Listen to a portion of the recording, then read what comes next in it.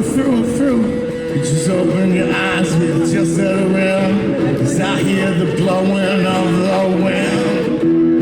Maybe it's just the pink house, maybe it's just a pink coat. Maybe we should start to go, maybe we should take it slow. Maybe we should just have some fun. Maybe we were both born to run. My name is Brian Mannix and I'm running for Congress to bring the duopoly down! Hey! Not left, not right, first functional! We take a breath, then forward.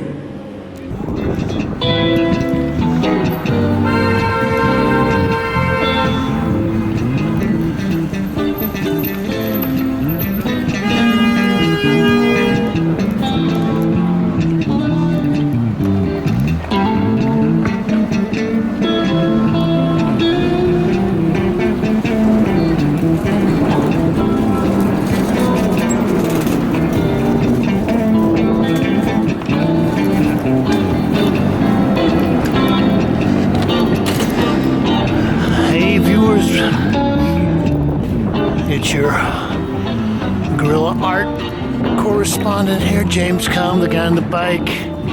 Special shout out to our viewers in Korea, Wichita, and Sao Paulo. We're on Delancey Street and we're going to try to run in here to James Fuentes Gallery and get some pictures of an exhibition by Rick Prol. Thank you. Yes. It's freezing outside.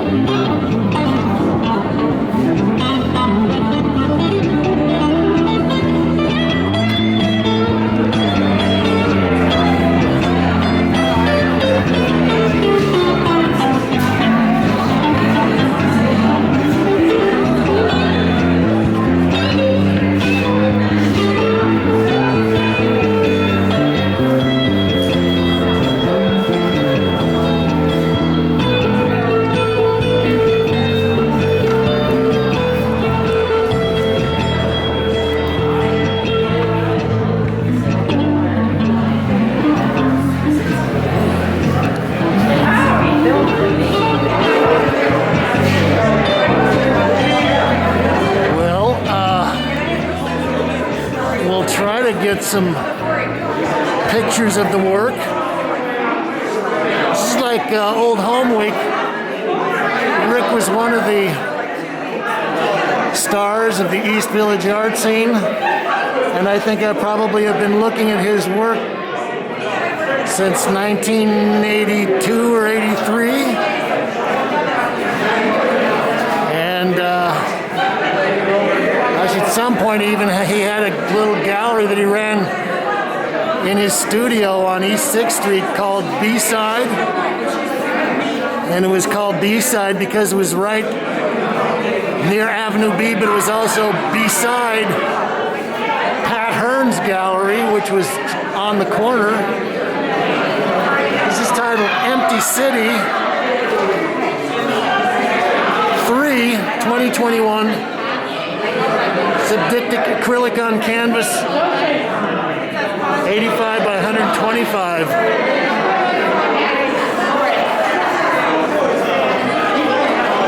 Well, I was actually surprised that Rick was showing mostly brand new paintings. There's Rick right there. Maybe we'll be able to snag him later.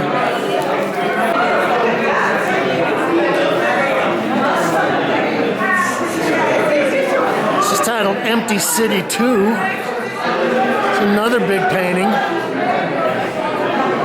85 by 145. So that's about 7 by 12.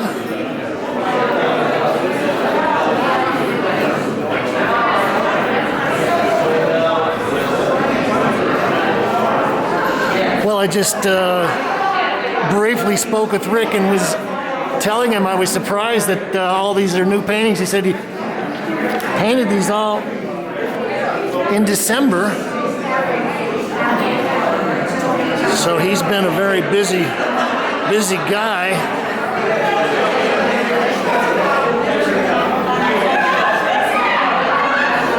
I think also it's interesting that all these pieces are acrylic.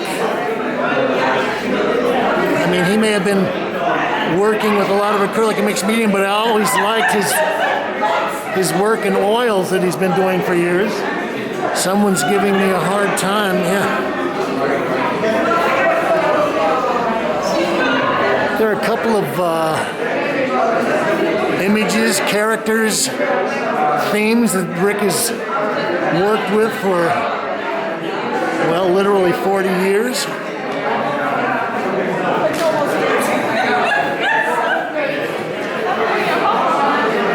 It's titled Empty City 6.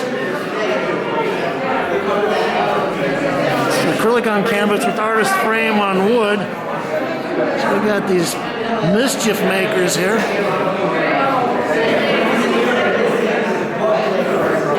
And a bucket. So that probably is sticking out about 2.5 feet in front of the canvas.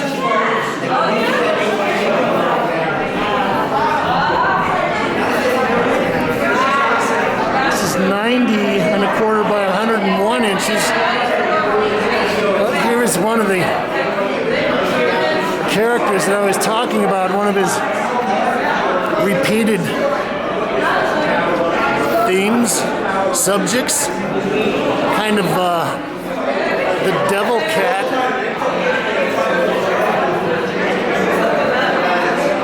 I'm also surprised he's got a theme of a, oh, so we've got this beam in the center dividing the diptychs. He's done many versions of the kind of the suicidal East Village artist guy in the corner. Usually drinking whiskey, and he's got a knife sticking out of him, and smoking cigarettes, and maybe he's got a cat or something beside him like this.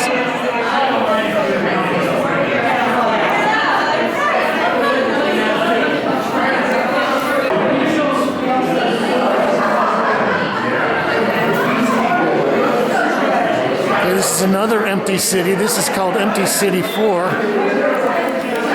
And okay, so this is the character that we see quite often in Rick's works.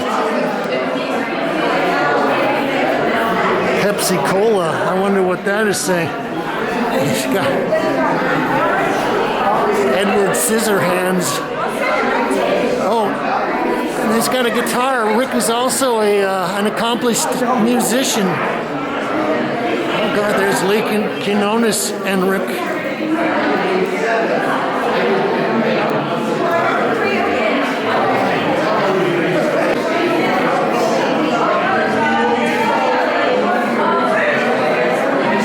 This is Empty City 1, another big painting. This is 96 by 156. So that's about 8 by 13 feet, something like that. I'm also looking at a lot of these and thinking that Rick is distilled down a lot of his images. He's simplified things and is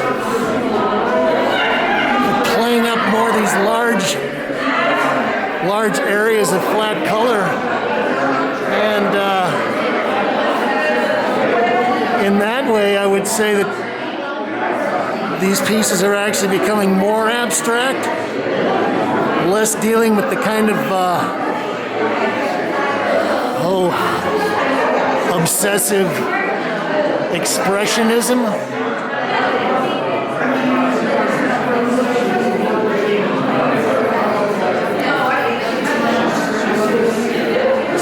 basically only two colors. We've got the black and the bluish gray.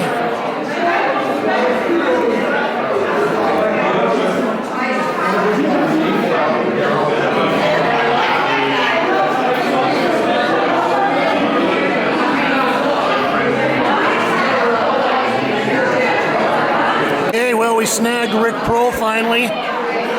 Tore him away from his adoring fans.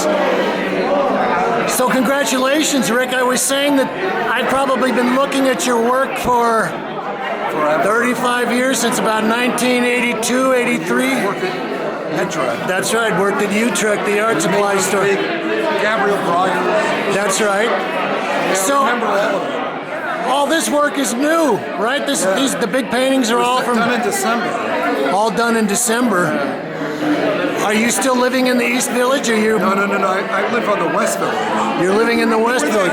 That's right. You're still in the West Village, but you had a studio on East 6th Street for years and years, right? Yeah, 20 years I had that. And he never raised my rent. And it was the B-side gallery as well. Yeah, I remember all It that. was next to Pat Harner, right in Right. the heart of the scene. But I lost it. So, what do you think about the kind of the reevaluation that people are having with the East Village these days? I mean, I guess it's been going on for about 8 or 10 years now, where people are sort of looking back. At one point, it was kind of a black mark if you had a lot of East Village stuff on your resume. Not anymore, I don't think. I think it's been rightfully reevaluated in terms of what really came out of it. That was of value, that was good. And there's a lot. What do you think was the most, or the two or three? Which was great. Yes. Mark Long was great. Yes. So many, I can't even. Let me come up. And you with another collaborated with Jean-Michel Basquiat as well. Yeah. Jean-Michel was. And nobody liked it. And Right. all of it. Keith Haring. It all kind of came out of that. But it was a very short period, and it kind of burned out after about For a lot 6 or of 7 reasons. years. Yeah. And then the AIDS epidemic sort of hit at the end. Stock market crash. in 1987. Stock market crash. And then they were on to something new. They kind of, the collectors moved all of a sudden to, Jeff Koons. Yes, the International With That Monument displaced people. a lot of people that, I think, what happened. You just had to survive after that crash. You had to kind of keep going. And So what do you think it is that has made people start to reevaluate it? Is it just that the people that were young at that point are getting old enough when they're looking back in nostalgia? some Or of the they, work holds up. you think Some the of work holds up? Some of it, yeah. I was just at Days' show at PPW, and there was some Wadarovich in the back and Martin Long, and the work is really good. It's like, and there was a lot of it that was not so good. There was a lot of stuff that was not so good. No, it was really bad. It was like, that was a big shame. But I'm just glad that, on the record, You hung up, degree. hung in there. Also, I was interested, you've recently had, was it a series of shows in Korea? No, South Korea and South Korea? Seoul and Daegu with the Leanne Gallery. Yes. It's a double. In their both locations, they did a So two-month show. I was interested in how they made the connection with you. Are they It was looking a at group history? show I was in, an East Village group show. Red, that's They great. saw my work and she bought a painting from that show and then gave me a one-man show. Like, very Fantastic. quick. And they did a beautiful catalog. And I would have gone there Congratulations. because of it. Yeah, that was all during the lockdown and all that stuff. Yeah, I would have quarantined 2 weeks or something. And they were very tough in Korea about locking people down and all that stuff. They're one of the most professional outfits I've worked with. They did That's everything great. Quick. They paid me right away. No, that's especially a good part. Yeah, there was no hanky-panky. Oh, the other thing I was going to say is it looks like these paintings, the large paintings, have gotten to be a little more simple. You're playing more like on a single color field, sort of boiled everything down, and I was even thinking that it kind of relates to more abstract because you are dealing with like large areas of color. It felt that way when I did that. It was like very broad, very simple and direct. But I didn't plan it. It just, I so fast and simple and direct. I kind of worked up to them, which is unusual. Well, after 45 years of painting, you get to get to be pretty good at what you need to do and how to do it. But it would, again, I almost didn't trust it initially when I did that. Like you think, it's not enough, and then I realized now this was very fast. It was done in one shot, and I didn't have to adjust it. It was just kind of alla prima. It just happened and it felt right. A lot of urgency to it. It was like an urgent feeling, and I think it captured a little bit of what I wanted in terms of what happened over the last couple of years. Also, I think it has that in it, but it's not so desolate that it's without life. You know, it's got some life in it. It's not. I think it's great that James Fuentes is giving you a show here, and this is not that far away from the old East Village stomping grounds. It's like 2 blocks away from here. It's like coming back home. It is coming back home after with a good 35-year hiatus. Okay, Rick, I'm going to let you go to the after party. Thanks for taking the time, Rick. Congratulations. Thanks. Show looks great.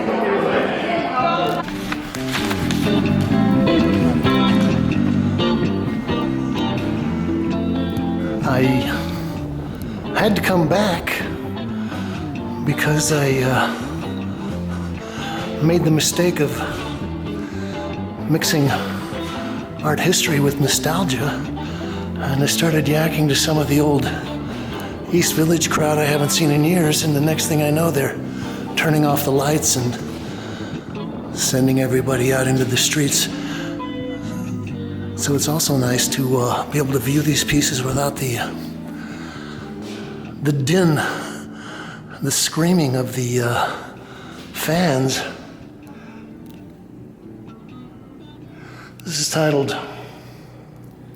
2021, acrylic on paper and foam core, 23 by 23 inches. And this is a prime example of Rick's character. I don't know whether these are self-portraits or what, but we've got Rick, or we've got the poor scruffy East Village guy. He's got his knife and his club, and he's on a tightrope over a fire, and the fire is of guitars. This is acrylic. I kind of like the way that Rick has built up his texture on this work on paper.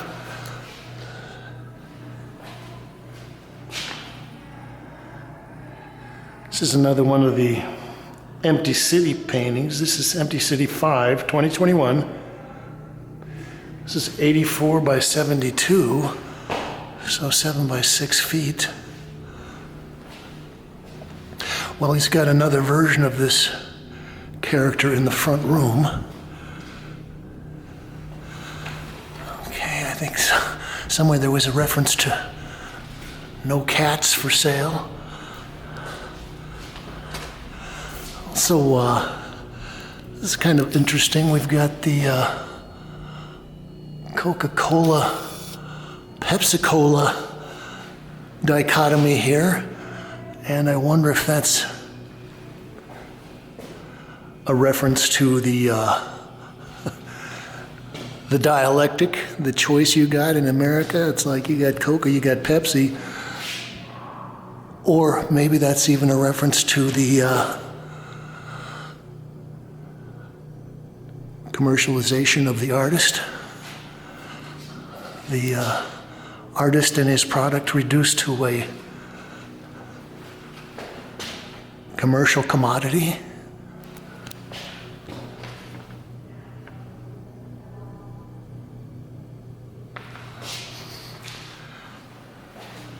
Okay, we'll just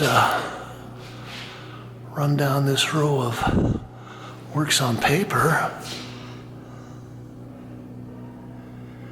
Empty City, squash on paper.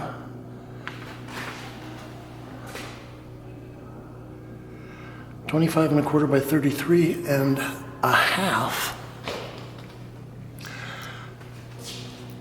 And And this kind of combines a couple of themes that he's got on the larger paintings in the front room. One is just the dark, ominous, dark city, and the other is this vacant, elevated railway track.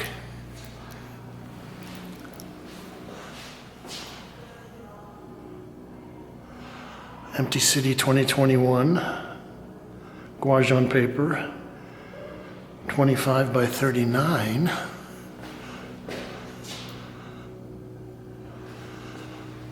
So we've got our little devil cats, hell cats, something like that.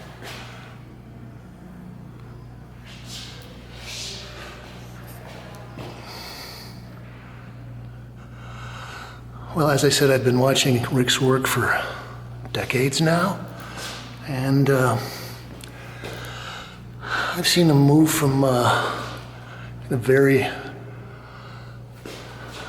heavily worked paintings that he was using a lot of things to paint on, sometimes burnt, broken windows and window frames, things like that, a lot of nails and things. This latest series, I was talking to him about it, and it's kind of simplified, and I'm looking at a piece like this and some of the other ones in front, and I'm thinking that kind of relates to people like Robert Motherwell in a strange way, the large areas of color. Empty City 2021, it's like a very typical theme for Rick again. We've got our, I think he does live on the west side, so he probably sees the sunset a lot.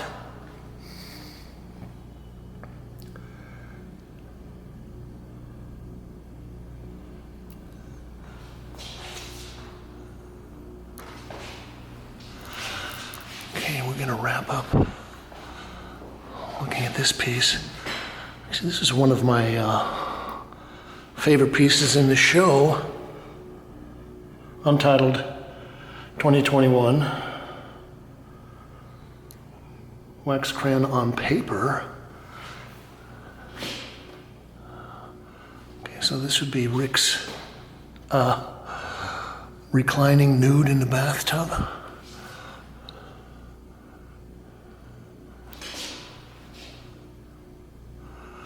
Like Bonnard has done this subject many times, but this one has got a set of wheels there.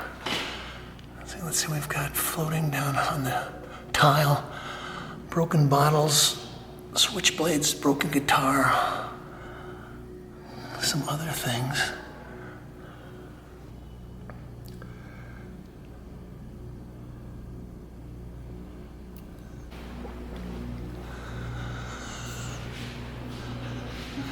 So this has been a look at Rick Prol and James Fuentes, 55 Delancey Street. And I think you would call this suite of empty city paintings. You can like this. Share, subscribe, link it up to all your social media sites. And you can leave your thoughts, ideas, comments, criticisms, and reviews below. So I'd just like to say thank you to Rick. After about 40 years of looking at his paintings, and thank you, Kate. This is why America, this is why America, all around this liberty.